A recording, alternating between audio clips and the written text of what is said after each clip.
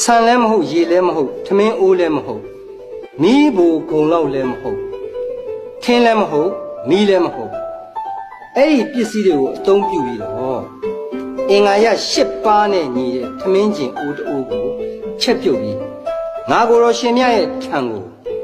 လမ်းမဟုတ်တဲ့နေရာကနေမိန်းမလည်းမမီယောက်ျားမဟုတ်တဲ့သူကအယောက်ဆက်တာရမယ်တကယ်လို့များမဆက်တာနိုင်ခဲ့လို့ရှိရင်ရာသသံကျိန်တန်အချက်ထောင်တိတိသင့်စေရမယ်လို့အရှိယဝမြစ်စကုံးရွာကိုအမိစ္ဆာပေးပို့လိုက်ရင်မသင့်ပေဘူးလားဘုမင်းတို့ရဲ့ ပြည့်မြတ်တာကြောင်းပါဗျာ မာလန်ဒီကြီးကြောင့်မဖရာ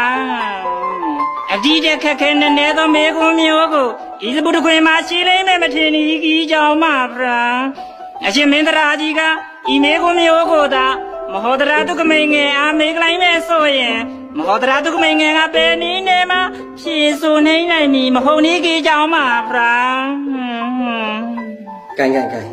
ဤသို့ဆိုပါလျင်ဖြင့်ငါဤအမိစ္ဆာအားအရှိယဝမြစ်စကုံးရွာသားတွေစီကို